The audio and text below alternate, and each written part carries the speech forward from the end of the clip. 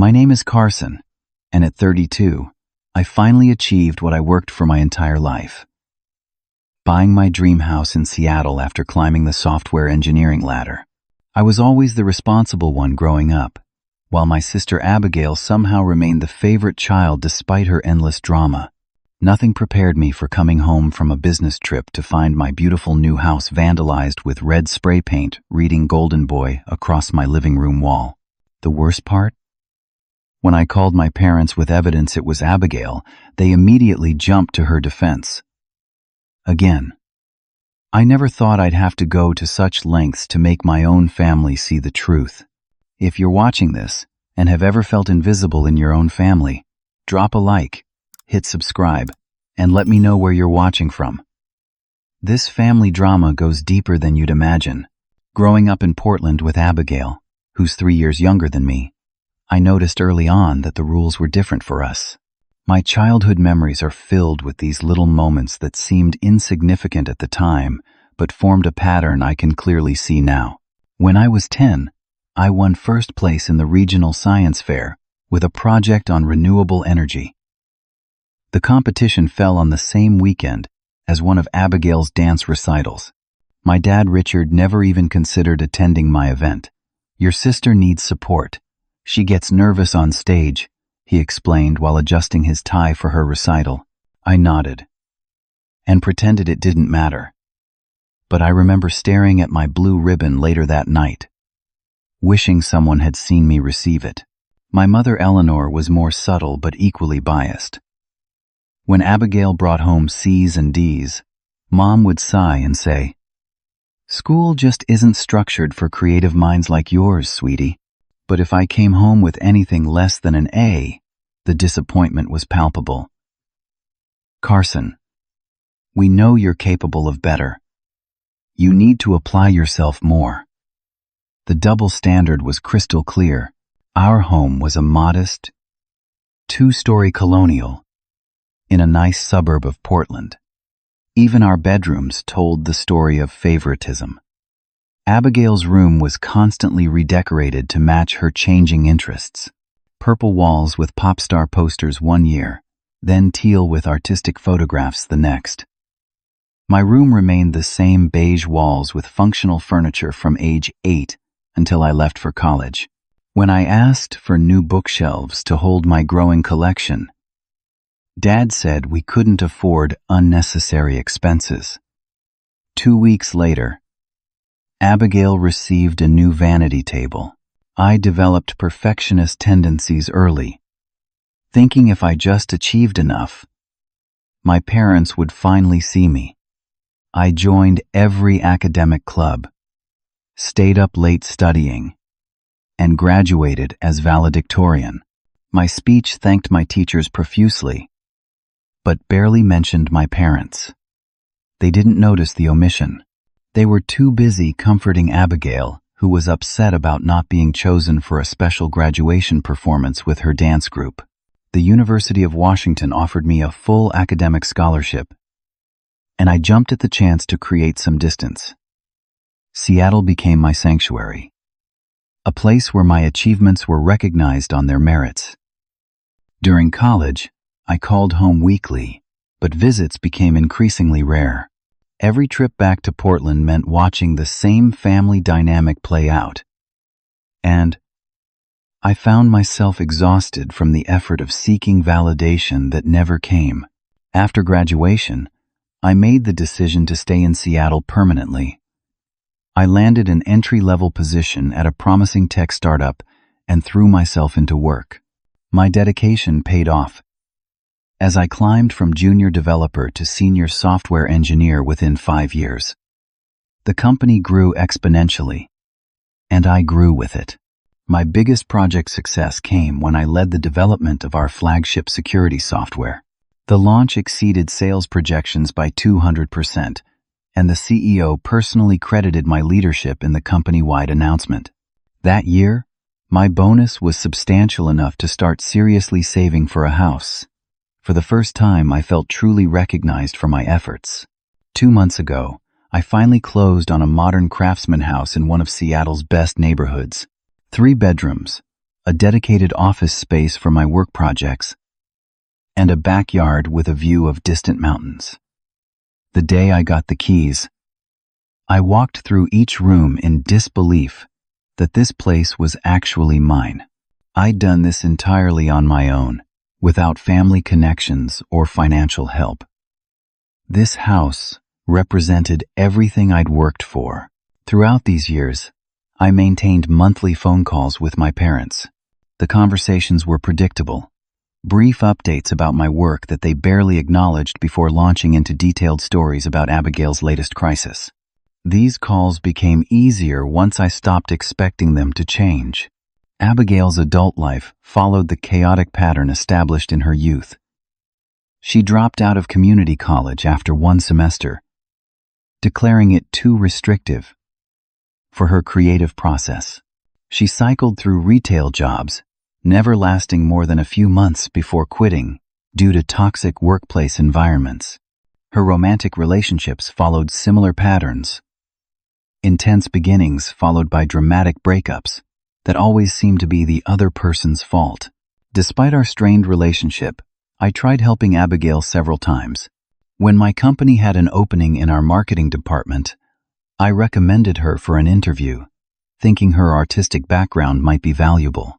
She showed up an hour late, complained about the interview questions, and never followed up. Another time, I loaned her $2,000 for an apartment deposit when she was facing eviction. She used the money for a weekend trip to Los Angeles instead, claiming she needed to network for her career. Most recently, I spent hours on the phone after her breakup with Tyler, offering emotional support and practical advice. She thanked me by spreading rumors among our childhood friends that I'd always been jealous of her relationships. Last month, our parents celebrated their 35th wedding anniversary with a small dinner party. I flew to Portland for the weekend, bringing an expensive bottle of champagne and a framed professional photograph of our childhood home that I'd commissioned. During dinner, my father toasted my recent promotion to lead software architect. "Carson has always made us proud with his dedication," he said, raising his glass. It was the first genuine praise I'd heard from him in years. I noticed Abigail's expression darken as attention briefly focused on me. Throughout the evening, she made increasingly sharp comments about corporate sellouts and how some people chase money instead of meaning. She drank too much wine and eventually knocked over the anniversary cake, creating a scene that redirected all attention to her. As our parents fussed over her, I quietly cleaned up the mess. Some things never change. What I didn't realize was that this minor moment of recognition from my parents had lit a dangerous fuse in Abigail that would soon explode in ways I couldn't have imagined. I had been in San Francisco for a week-long conference, presenting our company's new security protocol to potential investors. The meetings had gone exceptionally well, and I was riding a wave of professional success as my Uber pulled up to my house on Friday evening. The driver helped me retrieve my luggage from the trunk, and I remember thanking him with a generous tip, feeling grateful for how things were going in my life. That feeling evaporated the moment I opened my front door. The stench of spray paint hit me first. Then I saw it, Golden Boy written in jagged, dripping red letters across the pristine white wall of my living room. My breath caught in my throat as I slowly took in the extent of the destruction. The windows facing the backyard had been shattered. Glass fragments scattered across the hardwood floors. I had just refinished. Family photos that had once lined the hallway lay broken, the frames splintered and pictures torn. One particularly painful detail: the photo of my college graduation had been specifically targeted. My face scratched out with what must have been a knife. I moved through the house in a daze, documenting each new horror with my phone camera. In the kitchen, dishes were smashed. Upstairs, my mattress had been slashed, feathers from pillows creating a macabre snow scene throughout the bedroom. But the personal workspace in my spare bedroom suffered the worst damage. My custom-built computer setup where I often worked on side projects, had been systematically destroyed. The monitors were cracked, looking like someone had taken a hammer to them. My backup hard drives containing years of personal projects were missing entirely. The destruction wasn't random. It targeted things with sentimental value. The handmade quilt my grandmother had given me before she passed away had been shredded into ribbons. My collection of academic trophies and awards, which I'd displayed not out of arrogance but as personal reminders of my journey, had been smashed and thrown into the bathtub, where they soaked in what looked like cranberry juice. As I surveyed the chaos, something caught my eye on the kitchen counter. A note, written in handwriting I immediately recognized. "Now you know what it feels like to lose something." I'd seen that handwriting on birthday cards and family notes for years. That distinctive way Abigail formed her Y's and G's was unmistakable. With shaking hands, I checked my security system. I had installed basic cameras when I moved in, nothing fancy but enough to monitor the main entrances. The footage showed a woman in a hooded sweatshirt approaching my front door Thursday afternoon. Though her face wasn't clearly visible, her walk, height, and the distinctive purple jacket she wore before putting on the hoodie were all consistent with Abigail. The timestamp showed she'd spent nearly 2 hours in my house. I called the police immediately. Officer Martinez arrived within 20 minutes and walked through the house with me, taking notes and photographs. He whistled softly at the extent of the damage. "This wasn't a random break-in," he noted. "This feels personal." When I estimated the damage at around $15,000, considering the electronics and sentimental items, he raised his eyebrows and assured me they would take the case seriously. I showed him the note and the security footage, and he agreed there was strong circumstantial evidence. After the police left, I sat on my damaged couch and called my parents. My voice broke as I described what had happened and shared my suspicion about Abigail. I expected sympathy, concern, perhaps even shared outrage. I was wrong. Abigail wouldn't do something like this, my mother said immediately, her voice sharp with defensiveness. "She might be impulsive, but she's not destructive." "Carson, think about what you're suggesting," my father added. "These are serious accusations. Are you having financial problems? Is this some kind of insurance scam?" I was stunned into silence. "Did you just suggest I destroyed my own house for money?" I finally managed to ask. "We're just saying that blaming your sister seems extreme," my mother replied.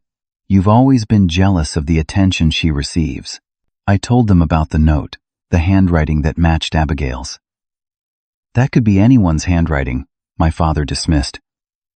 "You can't identify someone by how they write their G's." "What about the security footage?" I pressed. "You said yourself, the face isn't clear," my mother countered. "Lots of young women have purple jackets." The conversation continued in this vein, with each piece of evidence I presented being systematically dismissed. My father eventually lost patience, his voice rising. "You've always tried to make Abigail look bad to make yourself shine brighter. She's struggling right now while you're succeeding. Can't you just let her be?" My mother began crying, saying I was trying to destroy my sister's life because I couldn't stand not being the center of attention for once. The absurdity of this statement, given the reality of our family dynamic, left me speechless. "Let's call Abigail right now," I suggested, trying to keep my voice steady despite the heat rising in my face and the pressure building behind my eyes.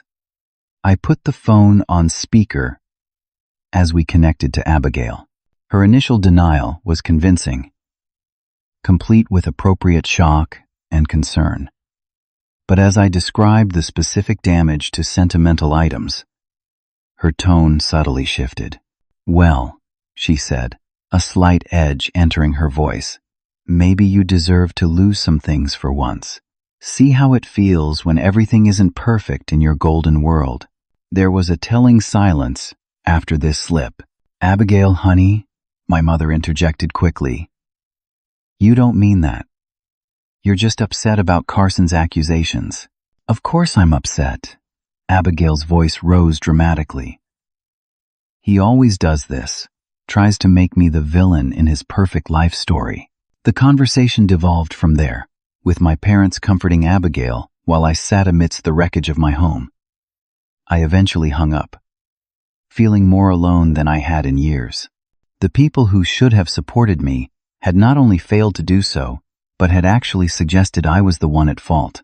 That night, sleeping on my damaged couch since my bed was destroyed, I made a decision. If my family couldn't see the truth when it was literally spray-painted on my walls, I would need indisputable evidence. And I would need to protect myself from whatever might come next. The week after the vandalism, I hired a security company to enhance the footage from my cameras. The specialist, a former police tech named Marcus, was able to isolate several frames where Abigail's face was partially visible beneath the hood. The distinctive birthmark on her left cheek, though blurry, was identifiable. I compiled this evidence, along with photographs of her handwriting from birthday cards, for comparison with the note left in my kitchen. With this improved evidence, I decided to try a different approach. Instead of involving my parents immediately, I texted Abigail and suggested we meet for coffee to talk things through. Surprisingly, she agreed, selecting a small cafe halfway between my house and her apartment. The meeting started civilly enough. Abigail arrived wearing large sunglasses and a floppy hat despite the cloudy day, her version of incognito. She ordered an elaborate coffee drink with multiple modifications and waited until the barista was out of earshot before speaking. "I know why you wanted to meet," she said, stirring her drink without looking at me. "You want an apology. I want to understand why you would destroy my home," I replied, keeping my voice low and even. What followed was one of the most disturbing conversations of my life. Abigail's demeanor shifted between extreme remorse and cold justification, sometimes within the same sentence. "I'm sorry you were hurt," she would say, eyes welling with tears, then immediately add, "But you need to know what it feels like to lose something." When I asked what exactly she thought I had taken from her, her answers were vague and contradictory. "Everything has always been so easy for you," she said. "Perfect grades, perfect job, perfect house. Some of us have to struggle." I pointed out that my achievements came from hard work, not luck or favoritism. This triggered her most concerning response. Leaning across the table, her expression suddenly hard, she whispered, "You think that was bad? I could make things so much worse for you. Nobody would believe it was me. They never do." I left that meeting shaken, realizing that reasoning with Abigail was impossible. She didn't just feel justified in her actions, she was threatening to escalate them. 3 weeks later, I drove to Portland for Mother's Day dinner. I parked my car in my parents' driveway, noticing Abigail's vehicle already there. The dinner itself was tense, but uneventful, with my mother maintaining a stream of cheerful chatter that carefully avoided any controversial topics. After dessert, as I was helping with dishes, I heard my father call my name from the front door, his voice strained. My car had been vandalized right there in the driveway. All 4 tires were slashed. The word "entitled" was keyed deeply into the hood, and the gas cap was open. The distinct smell of sugar, indicating someone had poured it into my tank. This was a particularly devastating blow, as I had just detailed the car the previous weekend, treating myself to a professional service that had restored the midnight blue paint to a showroom shine. As I stared at the damage, I noticed movement in my peripheral vision. Abigail was standing at the edge of the garage, watching my reaction with an odd expression that disappeared instantly when she realized I had seen her. My parents followed my gaze. Abigail was inside with us the whole time, my mother said immediately, though no accusation had been made. She was helping me choose photos for the digital frame you gave us, my father added. Though I remembered clearly that Abigail had excused herself to make a phone call about 40 minutes earlier. The fabricated alibi was more disturbing than the accusation would have been. They had witnessed their daughter near the scene of vandalism targeting their son, and their instinct was to create a narrative that exonerated her regardless of facts. Not everyone in the family was blind to the pattern. That evening, my Uncle James and Aunt Patricia pulled me aside as I waited for the tow truck. "We see what's happening, Carson," Uncle James said quietly. "This isn't right." Aunt Patricia squeezed my arm. "Your parents have been enabling Abigail for so long they can't see clearly anymore. But we're here for you." Their support was a lifeline, but it couldn't undo the damage to my car or the growing anxiety I felt about what might come next. My best friend Michael and my girlfriend Lisa became increasingly concerned as the pattern continued. "You need to cut them off completely," Michael argued after helping me install additional security cameras at my house. "This is beyond dysfunctional. It's dangerous." Lisa, who had initially been understanding about my complex family situation, began to show signs of strain. "I'm worried about you," she said one night, after I jumped at a car door slamming outside my newly repaired house. "You're not sleeping. You're constantly checking your security app. This is affecting your health." She was right. I had started seeing Dr. Wells, a therapist specializing in family trauma, who helped me understand the deep-rooted patterns at play. "What you're describing is a classic golden child divided by scapegoat dynamic," she explained during one session. "Your sister has built her identity around being the victim, and your parents have invested too heavily in that narrative to question it now." Despite these insights, the situation continued to deteriorate. Abigail's behavior escalated in ways I hadn't anticipated. She called my boss, claiming I had stolen proprietary code from a previous employer. The accusation was easily disproven, but it created uncomfortable questions that affected my workplace relationships. She began showing up at my office building, causing scenes in the lobby that embarrassed me in front of colleagues. Security eventually had to escort her out and place her on a restricted list. Most painfully, she reached out to friends from our childhood, spinning elaborate stories about how I had mistreated her growing up. Some believed her without question, sending me accusatory messages about incidents that never happened. Others reached out to me directly, confused by the contradictions between the person they knew me to be and the monster Abigail was describing. Through all of this, my parents continued to fund Abigail's behavior. I discovered they had given her money for therapy sessions that coincided with her trips to Seattle to harass me.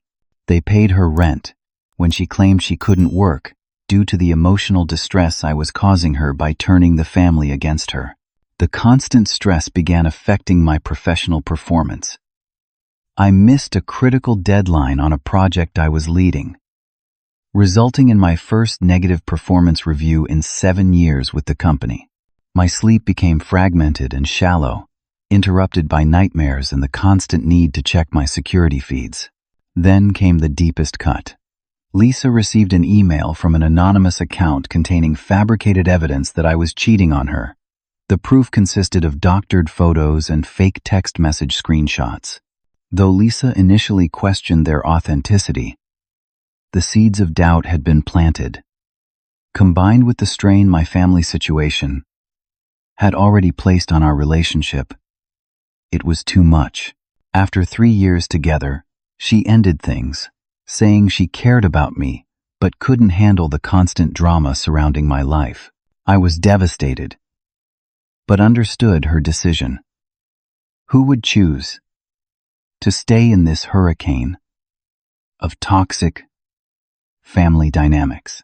The final straw came when I learned from a sympathetic colleague that Abigail had contacted our HR department the day before a major promotion decision was to be made about me.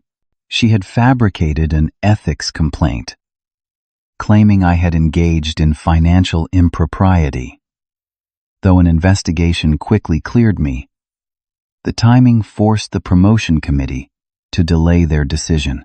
The opportunity went to another team member while I was still under review. That evening, sitting in Dr. Wells's office, I completely broke down. I've lost my girlfriend, potentially my career advancement, and my sense of security, I said through tears. All because my family refuses to see what's happening right in front of them. Dr. Wells leaned forward, her expression serious. Carson, sometimes the only way to break a dysfunctional pattern is to change the game entirely. Your direct approaches haven't worked because they fit into the existing narrative. Your sister acts out. You present evidence. Your parents dismiss it. What would happen if you approach this differently? Her question sparked something in me. For the first time, I began to consider that continuing to seek validation from people determined not to give it was its own form of self-destruction. I needed a new strategy, one that would protect me, while exposing the truth in a way that couldn't be denied or dismissed. I needed to play the long game. The conversation with Dr. Wells marked a turning point. That night, I sat at my kitchen table with a legal pad and began mapping out a new approach. Direct confrontation had failed repeatedly because it fit into the established family dynamic. Abigail acts out. I object. Parents defend her. I retreat, hurt, and frustrated. The cycle needed to be broken. I spent the weekend researching toxic family dynamics and enabler parents. One book particularly resonated with me, The Drama of the Gifted Child by Alice Miller. I recognize myself in her descriptions of children who suppress their own needs to accommodate dysfunctional family systems. Another helpful resource was a forum for adult children of narcissistic parents, where many shared experiences eerily similar to mine. By Monday morning, I had developed a 3-part plan. Protect, document, expose. Each component was essential, and none would work in isolation. I would need patience and discipline to execute all 3 simultaneously. Protection came first. I invested in a comprehensive security upgrade for my home. Cameras with cloud storage covering every approach to the house. Motion sensors on all windows and doors. Smart locks that logged every entry attempt. And lighting systems I could control remotely. The security consultant raised his eyebrows at my specifications, but didn't ask questions.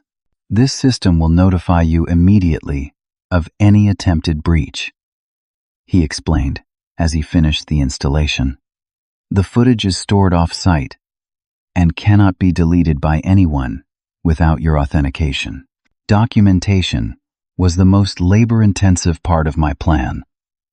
I created a detailed timeline of every incident with Abigail, starting from childhood, but focusing particularly on the escalation over the past few months. Each event was supported by whatever evidence I could gather: photographs, security footage, witness statements, police reports, and financial records. I reached out to family friends who had witnessed the dynamic between Abigail and me growing up. Mrs. Henderson, our next-door neighbor throughout our childhood, provided a written statement about the time 13-year-old Abigail had slashed the tires on my first car because I refused to drive her to a party. My high school principal remembered how Abigail had disrupted my valedictorian speech by pulling the fire alarm. These external perspectives proved crucial in establishing the long-standing pattern. My support network became invaluable during this process. Michael helped me set up additional security measures, including a dash cam for my car and a secure cloud storage system for all my evidence. My coworker Jamie, who specialized in computer forensics, helped me recover deleted emails, showing Abigail had attempted to access my work accounts multiple times. Through careful research, I discovered something my parents had kept hidden. Abigail had a sealed juvenile record. At 16, she had been arrested for shoplifting and later for vandalizing an ex-boyfriend's car. My parents had paid significant sums to a lawyer who managed to get the charges reduced and eventually sealed. This pattern of legal intervention explained why they were so quick to defend her now. They had been covering for criminal behavior for years. The most disturbing discovery came when I analyzed the timing of Abigail's most destructive actions. They consistently coincided with moments of success or recognition in my life. My college graduation, my promotion to senior developer, the purchase of my house, each achievement was followed within days by some form of sabotage or crisis from Abigail that redirected family attention to her. Compiling all this evidence was emotionally exhausting. Some nights I questioned whether I was going too far, whether I was becoming obsessed. Dr. Wells helped me maintain perspective. "You're not doing this out of revenge," she reminded me. "You're establishing boundaries and demanding accountability." There's a significant difference. I consulted with attorney Sarah Rodriguez about my legal options. "You have enough for a restraining order," she advised, after reviewing my documentation. "And, given the property damage, criminal charges would be justified. But I understand your reluctance to take that step immediately." I was indeed reluctant. Despite everything, these were still my parents and my sister. I wanted accountability and protection, but I also held out hope for eventual reconciliation. If they could only see the reality of the situation. I decided to create space for reflection by informing my parents I needed time away from family contact to reconsider our relationship. Their reaction was revealing. Immediate panic at the potential loss of connection with their successful son, rather than concern about my well-being or curiosity about what had prompted my decision. "You can't just cut us off," my father said, his voice uncharacteristically vulnerable. "We're your parents." "I'm not cutting you off permanently," I explained. "I'm taking time to evaluate what kind of relationship is healthy for me going forward." This boundary setting was perhaps the most difficult part of my plan. Every instinct developed over decades of family dynamics urged me to back down, to apologize for causing distress, to return to the familiar pattern. Resisting that pull required constant vigilance and regular sessions with Dr. Wells. While maintaining this distance, I continued preparing for the eventual confrontation. I organized my evidence chronologically, with impact statements describing the emotional and financial cost of each incident. I consulted with a professional mediator about the most effective way to present this information. I decided against pressing charges initially. My goal wasn't punishment, but acknowledgement. I wanted my family to truly see the pattern that had dominated our relationships for decades. Only then could we decide whether healing was possible. The preparation took 3 months. During this time, Abigail attempted to contact me repeatedly, her messages swinging wildly between tearful pleas for reconciliation and thinly veiled threats. I documented each interaction without engaging directly. My parents called daily at first, then weekly, as they realized I was serious about maintaining boundaries. By the time I felt ready for the confrontation, I had compiled incontrovertible evidence of a lifetime of destructive behavior enabled by parental blindness.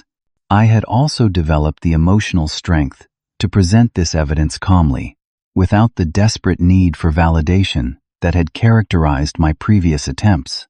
The final piece fell into place when my security system captured Abigail attempting a third break-in at 2 a.m. on a Tuesday. The night vision cameras clearly showed her testing windows and doors, searching for a way in. I remotely activated all exterior lights and the alarm system, sending her running back to her car. The footage was crystal clear. No hood, no disguise, just my sister clearly attempting to illegally enter my home. The next morning, I called Officer Martinez and filed another police report. "This is becoming a pattern we can't ignore," he said, as he reviewed the footage. "We need to take more serious action." I asked for a brief delay before pressing charges. "There's one more thing I need to try," I explained. With this final piece of evidence in hand, it was time to bring my family face to face with the truth they had spent decades avoiding. With my home now secured against further intrusions, I focused on strengthening my documentation.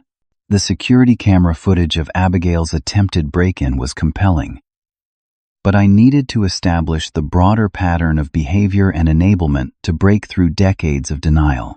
Following the paper trail of my parents' financial support to Abigail revealed a disturbing picture. Through careful investigation of public records and information they had shared with me previously about their retirement planning, I discovered they had remortgaged their home 2 years ago. The timing coincided with Abigail's sudden acquisition of a new car and her 3-month wellness retreat at an expensive desert spa. When I had asked about their financial decisions at the time, they had vaguely mentioned investment opportunities. The truth was far more concerning.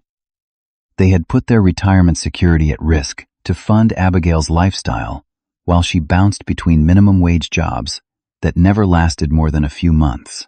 I reached out to Tyler, Abigail's ex-boyfriend from 3 years ago. He was initially hesitant to speak with me, but when I mentioned the vandalism of my home, he went quiet for a moment. "She did the same thing to me," he finally said. "We met for coffee, and he shared his experience. After their breakup, Abigail had broken into his apartment, destroyed his music equipment, and poured bleach on his clothes. When he threatened to call the police, my parents had offered to pay for the damages if he kept the incident quiet. I should have pressed charges," he said, regret evident in his voice. Maybe she would have gotten the help she needed instead of continuing the pattern. Tyler provided a written statement about the incident and agreed to speak to my parents if necessary.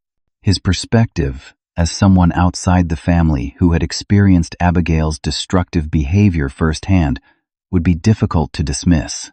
Next, I investigated Abigail's online presence. She had blocked me on all major platforms years ago, but with Jamie's help, I discovered several private accounts she used to communicate with friends. The content was revealing. Posts expressing intense jealousy about my career and home, plans to take Carson down a notch, and even boasts about the vandalism. In one message exchange with a friend, she wrote, "You should have seen his face when he saw what I did to his precious house." Finally, the golden boy knows what it feels like to lose something. These digital breadcrumbs provided crucial evidence of premeditation and ongoing intent to cause harm. They also revealed that Abigail was fully aware of what she was doing. This wasn't impulsive behavior, but calculated actions designed to hurt me. The most damning evidence came unexpectedly. On the recommendation of Attorney Rodriguez, I hired a licensed private investigator named Diana to document any additional concerning behavior. Within 2 weeks, Diana provided photographs of Abigail selling items at a pawn shop that had been stolen from my home during the first break-in. My grandmother's jewelry box, which I had assumed was destroyed in the vandalism, was among the items she exchanged for cash. Diana also captured an audio recording of Abigail at a bar, bragging to a friend about teaching my brother a lesson he'll never forget, and how my parents always take my side no matter what I do.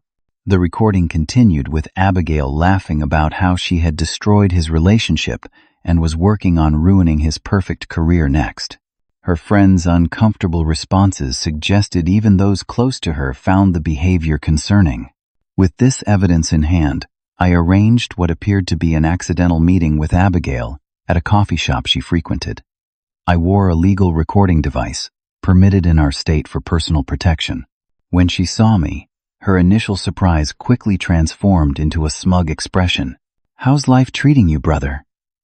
she asked, a slight smile playing at the corners of her mouth. "Still recovering from your little home renovation?" "You know, the police are still investigating," I replied casually. "They have some promising leads." She laughed, leaning back in her chair. "I'm sure they do.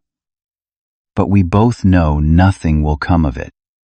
No one ever believes it's the troubled little sister, do they? Especially when Mom and Dad are so convinced of my innocence." "You sound pretty confident for someone who was caught on camera," I remarked. Her expression faltered momentarily before she recovered. "Prove it," she challenged. "Even if you had something, who would believe you over me? I've always been the fragile one, the one who needs protection. You're just the cold, successful brother trying to bully his struggling sister." The conversation continued in this vein, with Abigail essentially admitting responsibility, while expressing absolute confidence that she would face no consequences. The recording captured not just her admissions, but the calculating nature behind her actions. Before finalizing my approach to confrontation, I consulted with Dr. Morgan, a family therapist specializing in high-conflict relationships. "The evidence you've gathered is compelling," she acknowledged after reviewing my documentation. "But understand that your parents have spent decades investing in a particular narrative about your family. Challenging that narrative threatens their self-image as good parents. So even with all this evidence, they might still refuse to see the truth?" I asked. "It's possible," she admitted. "People can go to extraordinary lengths to maintain beliefs central to their identity. The question you need to answer is, what outcome are you hoping for?" This question stayed with me as I made a final attempt at direct conversation with my parents. I called them on a Sunday afternoon, keeping my tone calm and reasonable as I tried to discuss the ongoing situation with Abigail. "We're tired of your accusations," my mother responded, her voice thick with tears. "Why are you trying to destroy this family?" "I'm trying to address a serious problem before someone gets hurt," I explained. My father's response was even more disheartening. "If you keep attacking your sister, we'll have no choice but to cut ties with you completely," he threatened. "Is that what you want? To be disowned?" The conversation reinforced what Dr. Morgan had warned me about. Direct appeals to reason weren't working because they threatened a worldview my parents had constructed over decades. A more structured intervention was necessary. I joined a support group for adults dealing with family trauma, where I found perspectives and strategies from others who had navigated similar situations. Their experiences helped me prepare mentally for the confrontation ahead, including the possibility that it might not produce the reconciliation I hoped for. By the time I finished gathering and organizing all my evidence, I had 3 binders of documentation, hours of audio and video recordings, and statements from a dozen witnesses to Abigail's pattern of behavior. I had also developed a clear understanding of the family dynamics that had allowed this situation to develop and persist. I scheduled the family meeting for Saturday afternoon, selecting a private room at a restaurant equidistant from all our homes. I hired a professional mediator to attend, explaining the volatile nature of the situation and providing her with a summary of the evidence beforehand. The night before the meeting, I reviewed everything one final time. The evidence was overwhelming, organized chronologically, with clear connections between incidents. More importantly, I had developed the emotional resilience to present this information without being pulled back into destructive patterns. Whether my family chose to acknowledge the reality or not, I was prepared to establish the boundaries necessary for my well-being. Tomorrow would be difficult, but for the first time in months, I felt a sense of peace. The truth was documented and undeniable. What happened next would be their choice, not mine. I arrived at the restaurant an hour early to set up the private dining room I had reserved. The space was neutral and professional, with a large table in the center and comfortable seating for 5. My parents, Abigail, myself, and the mediator, Miss Ramirez. I arranged my 3 evidence binders on the table and connected my laptop to the room's display screen for the video and audio presentations. My heart pounded as I checked and rechecked the arrangements. This moment represented months of preparation and years of built-up tension. I practiced the breathing techniques Dr. Wells had taught me, focusing on maintaining calm regardless of how others might react. My parents arrived 15 minutes early, looking apprehensive but hopeful.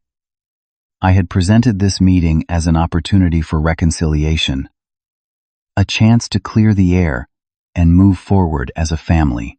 My mother embraced me stiffly, while my father offered an awkward handshake. "We're glad you reached out, Carson," my mother said, settling into her chair. "Family should always find a way to work things out." "Where's your sister?" my father asked, glancing around.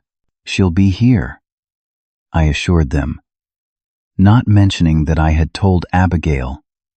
The meeting started 30 minutes later than I told my parents. I wanted time to establish the tone before she arrived. I introduced Miss Ramirez, explaining her role as a neutral facilitator. My parents exchanged confused glances. "We don't need an outsider for a family discussion," my father objected. "Given the sensitivity of what we need to discuss, I thought having a professional present would help us communicate more effectively," I explained. Before they could protest further, I began my presentation with a statement I had rehearsed carefully. "Mom, Dad, I love you both, and I value our family. That's why I've gone to such lengths to address a pattern that's hurting all of us.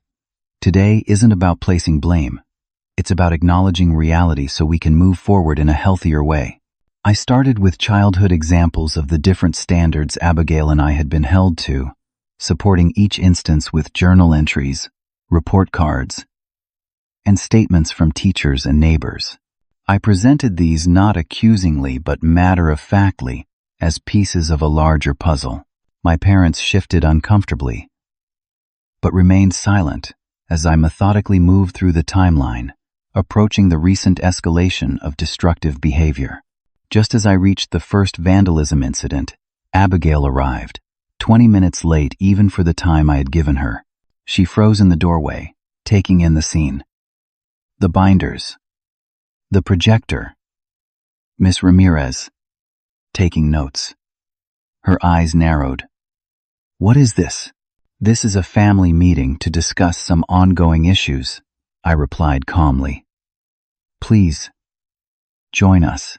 Abigail took a seat beside my mother, who immediately placed a protective hand on her arm. "Carson has been showing us some family history," she explained. "Now that everyone's here, I'd like to address the recent incidents," I continued, bringing up the security footage from my home invasion on the screen. The video clearly showed Abigail approaching my house, testing windows, and eventually breaking a pane to unlock the back door. The timestamp matched the day of the first vandalism. The room fell silent as the footage played. My mother's hand tightened on Abigail's arm. My father stared at the screen, his expression unreadable. Next, I played the enhanced footage showing Abigail leaving my house hours later, carrying a bag that hadn't been visible when she entered. I followed with photographs of the destruction inside, then images from the police report. "This was not a random break-in," I explained. "These were targeted attacks on sentimental items and professional equipment." I presented the handwriting analysis comparing the threatening note to samples of Abigail's writing, then showed the footage of her attempting to break in again 3 months later. Throughout this presentation, Abigail's expression cycled between shock, anger, and calculation. My parents sat in stunned silence, the weight of undeniable evidence pressing against decades of carefully maintained denial. "There's more," I said, playing the audio recording of Abigail bragging about vandalizing my house and destroying my relationship. Her voice filled the room. "I love watching Mr. Perfect's life fall apart. And the best part is, our parents always believe whatever story I tell them." Abigail lunged forward. "That's been edited. He's manipulating you," Miss Ramirez gently intervened. "Perhaps we should hear Carson's complete presentation before responding." I continued with documentation of the car vandalism, statements from Tyler and others who had experienced similar behavior, and finally, the recorded conversation where Abigail had admitted responsibility while expressing confidence she would face no consequences. When I finished, there was a heavy silence. My father looked aged, slumped in his chair with his eyes fixed on the table. My mother's face was tear-streaked but composed, her hand no longer touching Abigail. "I want to be clear about my purpose here," I said into the silence. "I'm not trying to punish anyone. I'm establishing boundaries based on facts. I can no longer participate in a family dynamic that enables destructive behavior and denies reality." Abigail was the first to respond, her initial shock giving way to the familiar pattern of victim positioning. "You don't understand how hard my life has been," she began, tears welling. "You've had everything handed to you while I struggled. Of course I was angry." "Nothing was handed to me," I replied evenly. "I worked for everything I have." "Because you were the golden child," she shouted, mask slipping further. "They expected nothing from me because they thought I couldn't achieve anything. Do you know what that feels like?" My father finally spoke, his voice hollow. "Abigail, stop. We've seen the evidence. You're taking his side now?" Abigail's voice rose in disbelief. "After everything, you're believing his manipulated videos over your own daughter?" "Those weren't manipulated," my mother said quietly. "That was you breaking into your brother's house. That was your voice bragging about destroying his things." Abigail's strategy shifted instantly, the tears disappearing as her expression hardened. "Fine. Maybe I did it. He deserved it. He's always had everything, while I had nothing." "We gave you everything," my father said, a new awareness dawning in his expression. "We paid your bills, covered your mistakes, defended you against consequences." "Because you love me," Abigail interrupted. "Because you understand that I need support." "No," my mother replied, her voice steadier than I had ever heard it when addressing Abigail. "Because we were afraid. Afraid of your reactions, afraid of failing as parents, afraid of acknowledging that our approach wasn't working." This simple truth seemed to enrage Abigail more than anything else. "You're both falling for his act. This perfect son routine he's been playing his whole life. Carson showed us evidence," my father stated firmly. "Facts, not accusations or emotions, but documented patterns of behavior." Abigail turned to me, her expression twisted with fury. "You think you've won? Turn them against me? This changes nothing. They'll be back on my side the minute you leave." Miss Ramirez intervened. "Perhaps we should take a short break before continuing. There's nothing more to discuss," Abigail snapped, standing abruptly. "Enjoy your perfect son. Don't come crying to me when he abandons you in a nursing home."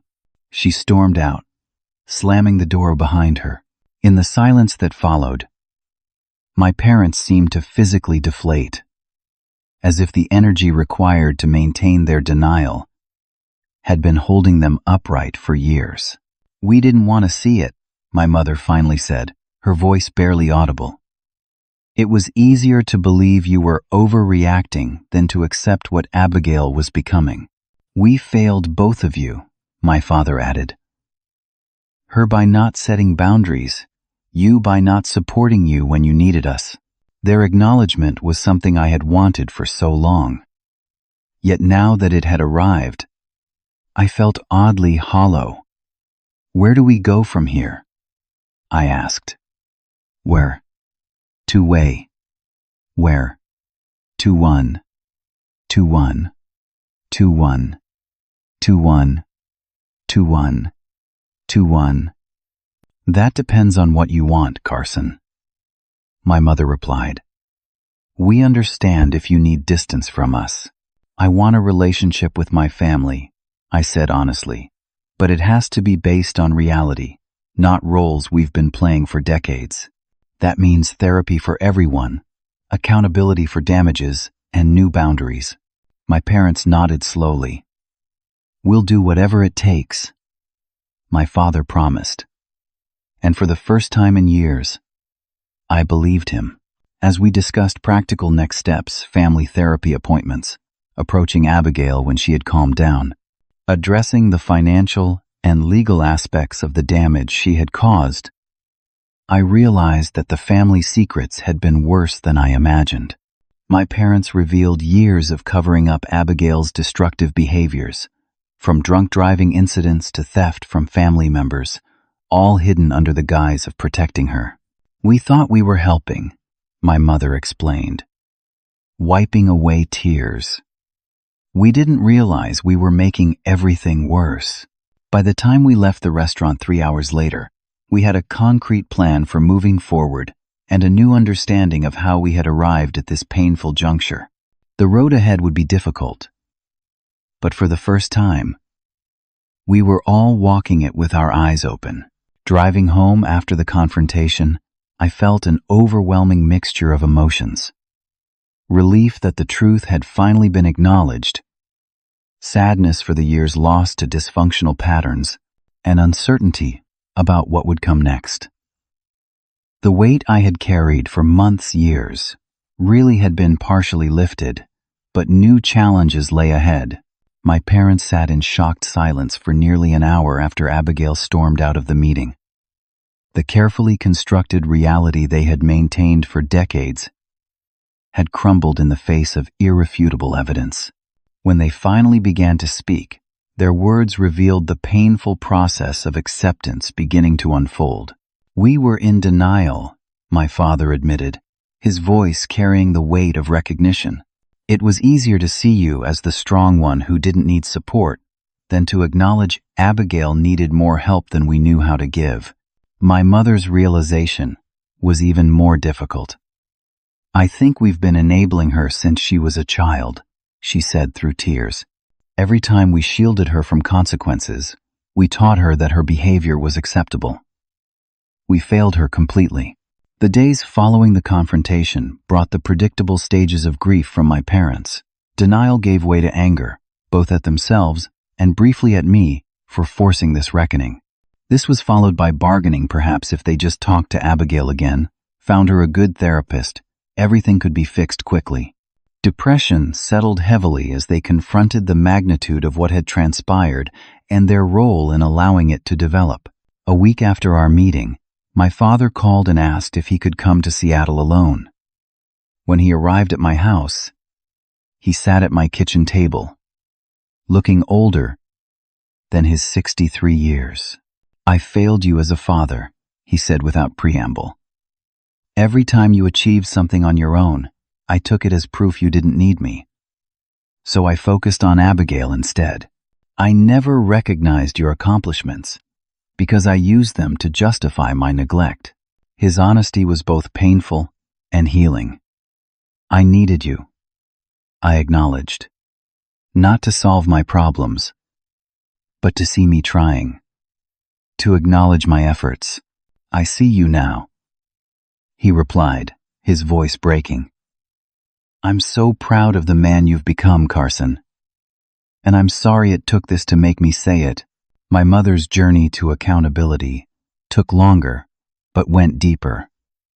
2 weeks after my father's visit, she sent a 12-page handwritten letter detailing her reflections on her parenting. She identified specific instances where she had held me to impossible standards while making excuses for Abigail, recognized how this had affected both her children, and expressed genuine remorse. "I wonder who you both might have become with healthier guidance," she wrote. "Abigail might have developed actual resilience instead of manipulative tactics. And you, Carson, might have felt free to occasionally fail instead of driving yourself relentlessly." Abigail's path was significantly rockier. After leaving the confrontation, she made several attempts to re-establish the old dynamic with our parents, calling with various crises and expecting the usual financial and emotional bailout. For the first time, they held firm to new boundaries. "We love you," my mother told her during one particularly dramatic phone call, "but we won't fund destructive behavior anymore." When emotional manipulation failed, Abigail escalated to threats, promising to cut them off completely if they didn't choose her side. To their credit, my parents maintained their position while offering support for legitimate therapeutic help. The withdrawal of financial support created a genuine crisis for Abigail, who had never maintained stable employment or developed financial independence. Her apartment rent went unpaid, her car was repossessed, and she faced actual consequences for her choices. Rock bottom came when she was arrested for shoplifting and called our parents expecting them to post bail immediately. "We'll help you find a good lawyer," my father told her, "but you need to remain in jail until your hearing. It's time to face reality." This unprecedented response shocked Abigail into the beginning of change. After 3 days in county jail, she agreed to enter a dual diagnosis treatment program, addressing both her substance abuse issues and mental health challenges that had gone undiagnosed and untreated throughout her adult life. The program required a 3-month residential stay followed by intensive outpatient treatment.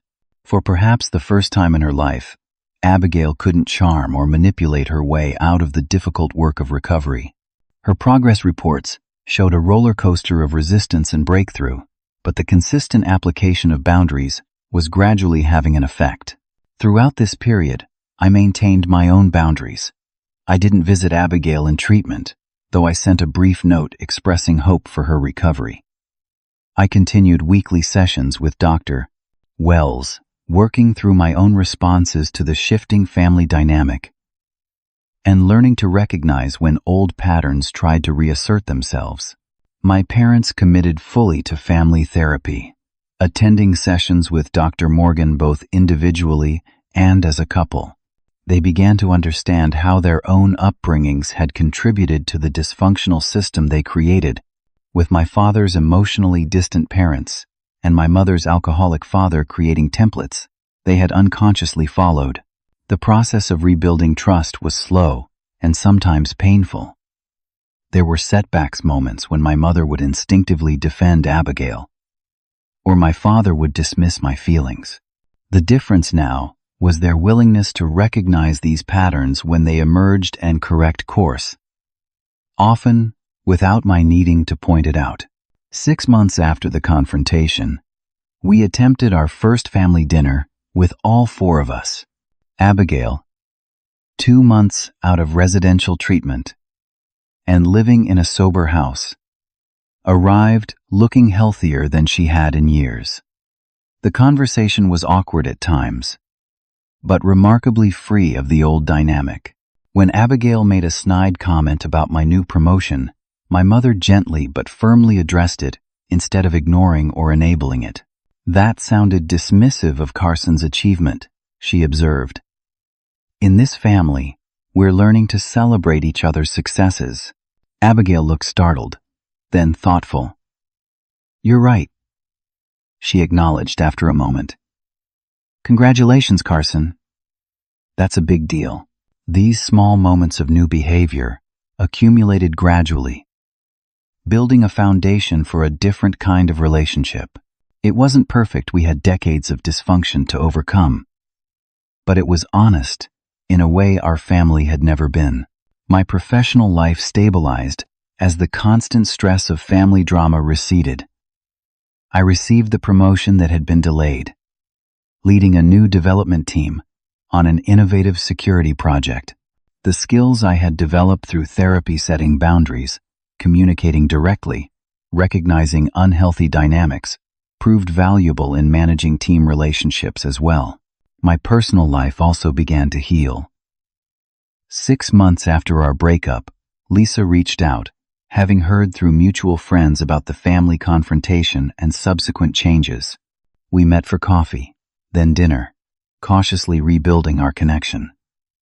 She noticed the difference in me immediately. "You seem more at peace," she observed during one evening walk. "Less vigilant." "I am," I agreed. "I'm not waiting for the next crisis or trying to earn approval that never comes.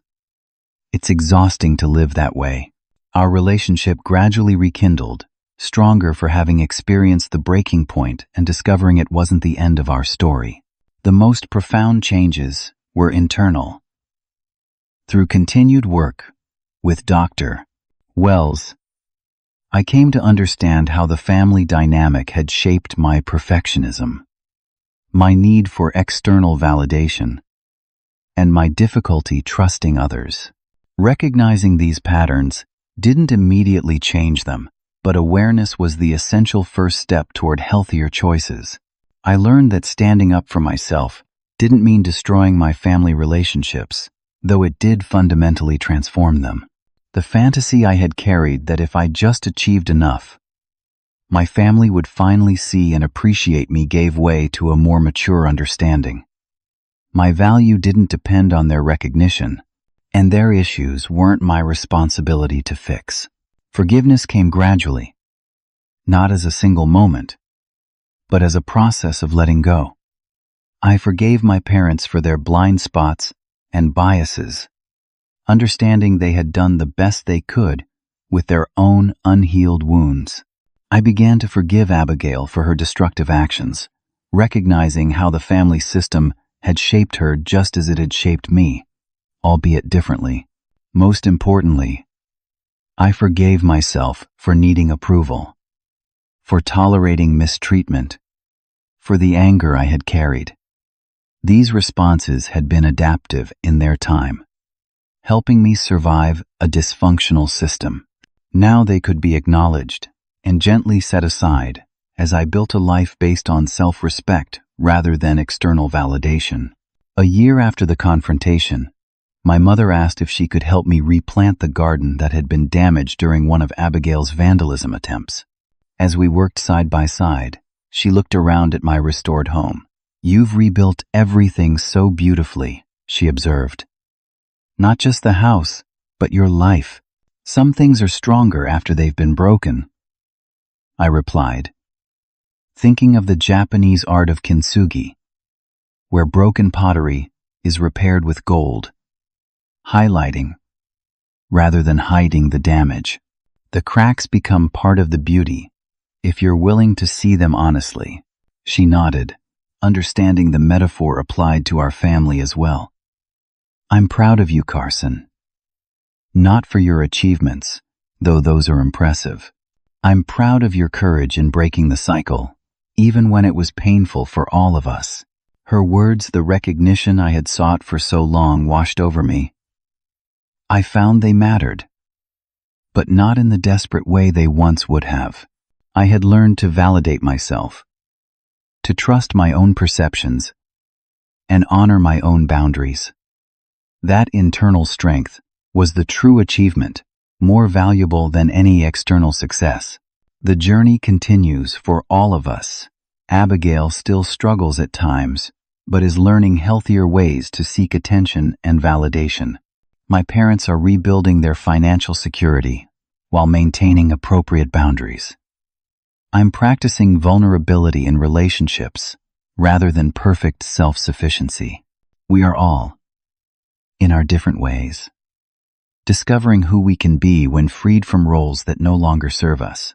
If you've stayed with me through this story, perhaps you recognize elements of your own family dynamic. Maybe you're the one who's always expected to be strong, to achieve, to never need support. Or perhaps you're the parent who realizes patterns you've unknowingly perpetuated. Wherever you find yourself in this narrative, know that change is possible. It requires courage, honesty, and often outside support. But family patterns aren't destiny. The peace that comes from living authentically, from being seen and respected for who you truly are, is worth every difficult conversation and painful realization along the way. Breaking generational patterns isn't just healing for ourselves, it's a gift to everyone whose life we touch, creating the possibility of healthier relationships for years to come. Have you ever had to confront a difficult family truth? How did you handle it? Share your experience in the comments below. And if this story resonated with you, please like, subscribe, and share it with someone who might need to hear that they deserve to be seen and valued just as they are. Thank you for listening to my journey. And remember, sometimes the bravest thing we can do is simply tell the truth, even when it's difficult. Take care of yourselves and each other.